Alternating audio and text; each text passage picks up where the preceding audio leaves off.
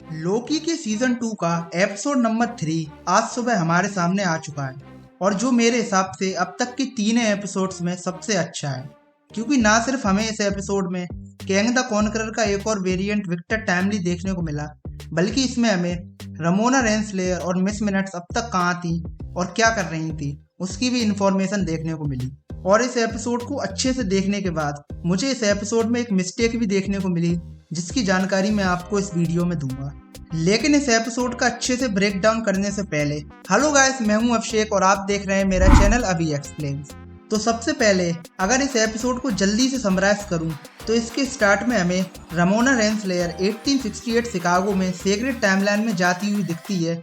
जहां उसे miss minutes ने बुलाया था और वो अपने साथ टीवीए की गाइड बुक भी लेकर आती है, जिसे मिस मिनट्स ने उसे उसके साथ लाने को कहा था, क्योंकि ह्यू रोमेंस ने अपनी डेथ से पहले ये प्लान किया था कि अगर उसकी डेथ होती है तो उसके वेरिएंट विक्टर टाइमली को उसके चाइल्डहुड में ही टीवीए की गाइड बुक मिल जाए, जिससे वो टीवीए के बारे में सारी बातें जान सके और ह्यू रोमेंस की तरह फ्यूचर में टीवीए को स्टेबल रख सके। जिसके बाद हम देखते हैं कि लोकी और मोबियस रमोना के टेम्पैड को ट्रैक करके 1868 में सबसे पहले आते हैं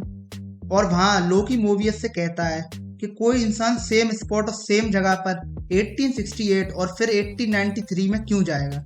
उसके बाद वो दोनों 1868 से 1893 में शिकागो वर्ल्ड फेयर में आ जाते हैं, जहाँ नीचे लिखा आता है ब्रांच टाइमलाइन। अब बात करूं उस मिस्टेक की जिसकी मैंने इस वीडियो की शुरुआत में बात की थी, तो वो यहीं देखने को मिलती है, क्योंकि हमें बताया गया था कि रमोना एपिसोड की स्टार्टिंग में सेक्रेट टाइमलाइन में जाती है और फिर जब लोकी उसी प्लेस पर आता है तो वहाँ ब्रांच टाइमलाइन देखने को मिलती है। तो क्या ये एक्चुअली में ब्रांच टाइमलाइन है या सेक्रेट टाइमलाइन है? तो मेरे हिसाब से मार्वल की एडिटिंग टीम से इस एपिसोड की स्टार्टिंग में एक मिस्टेक हो गई है, क्योंकि जब हमें एपिसोड की स्टार्टिंग में रमोना दिखती है तो वहाँ सेक्रेट टाइमलाइन नहीं ब्रांच टाइमलाइन लिखा होना चाहिए था, क्योंकि हम सब जानते हैं कि कैंग के कई सारी वेरिएंट्स कई सारी टाइमलाइन में से हैं और सेक्रेट टाइमलाइन का जो वेरिएंट था वो ह्यू रिमेंस था, जो कि मर चुका है,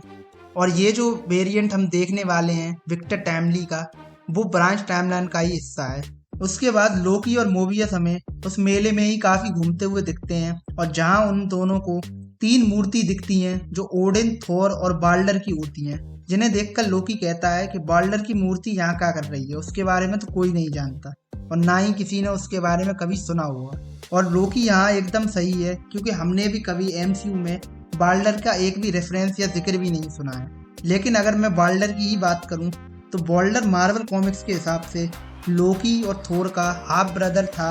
और ओडिन का ही बेटा था, और वो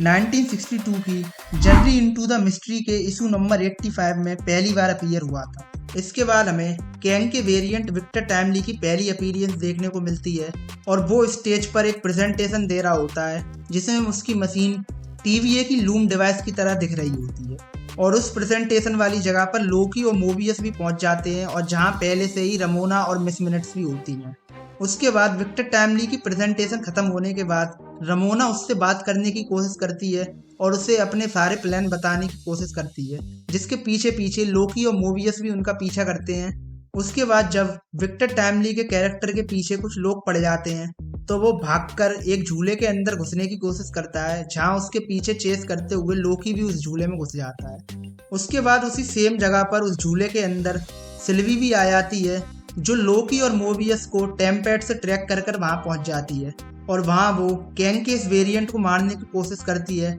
लेकिन लोकी कैसे तैसे करके उसे बचा लेता है। उसके बाद विक्टर टाइमली का कैरेक्टर रमोना और मिस मिनट्स के साथ वहां से भाग जाते हैं, जिसमें मिस मिनट्स लोगों को फिर से घोस्ट क्लॉक बनकर डराने की कोशिश करती है। उसके बाद कैंग का वेरिएंट रमोना और मिस मिनट्स को अपने घर पर ले आता है और वहां उसके पीछे जब गुंडे फिर से आ जाते हैं तो वो वहां से भागकर अपने मेन ठिकाने पर जाने के लिए एक शिप में बैठ जाते हैं। उसके बाद रमोना और विक्टर टाइमली के बीच काफी ज्यादा कन्वर्सेशन होती है, जहां पर मिस मिनट्स भी मौजूद होती है। उसके बाद जब रमोना आराम कर रही होती है तो विक्टर टाइमली मिस मिनट्स के साथ मिलकर रमोना को एक छोटी सी नाव में फेंक देता है और वहां से चला जाता है। उसके बाद हमें अगले सीन में जब विक्टर टाइमली अपने मेन ठिकाने पर आ जाता है तो वहाँ मिस मिनट्स उससे काफी ज्यादा बातें करती है और बताती है कि कैसे उसके ही एक वेरिएंट ने उसे बनाया था, और उस मोमेंट में हमें ये पता चलता है कि मिस मिनट्स कैंग से प्यार करती है। लेकिन विक्टर टाइमली का कैरेक्टर मिस मिनट्स की बात को सुनकर काफ़ी हैरान हो जाता है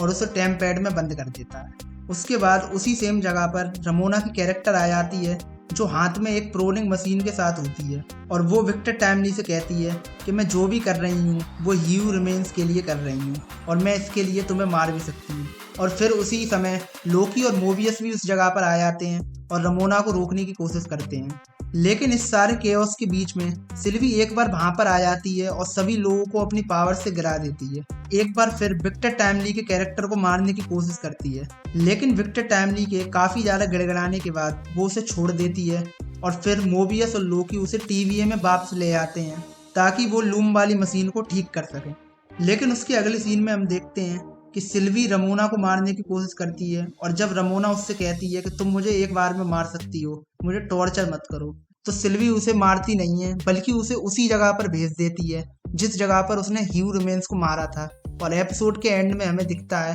ह्यू रिमेन्स की बॉडी वहां पर अभी भी मौजूद है और अब वो टाइम के साथ सड़ गई है। ओवरऑल लोकी के सीजन 2 का एपिसोड नंबर 3 काफ़ी ज़्यादा अच्छा है और मेरे हिसाब से ये अब तक की तीनों एपिसोड में सबसे बेस्ट है। लेकिन अब अगले एपिसोड में ये देखना काफ़ी इंटरेस्टिंग रहेगा कि कैसे लोकी और मोबियस लूम वाली मशीन को ठीक करेंगे विक्टर टाइमली की मदद से।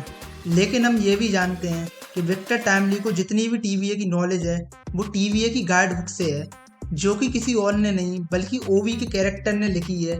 तो ये कितनी कमाल की बात है कि ओवी का कैरेक्टर इनडायरेक्टली अपनी ही मदद कर रहा है और लूम वाली डिवाइस को कैंग के जरिए ठीक कर रहा है। बाकी आप बताइए मुझे इस वीडियो के कमेंट्स में आपकी क्या ओपिनियन है इस एपिसोड को लेकर। और अगर आपको ये वीडियो अच्छी लगी हो तो इस वीडियो को लाइक करें और चैनल को सब्सक्राइब करें ताकि मैं ऐसी ही वीडियोस लाता रहूं। और मैंने कल ही रिलीज हुए एस्पिरेंट्स के सीजन 2 के ट्रेलर के ऊपर भी एक वीडियो बनाई है जिसे आप देख सकते हैं अपनी स्क्रीन पर। और मैं मिलता हूँ आपको अगली वीडियो में। बाय।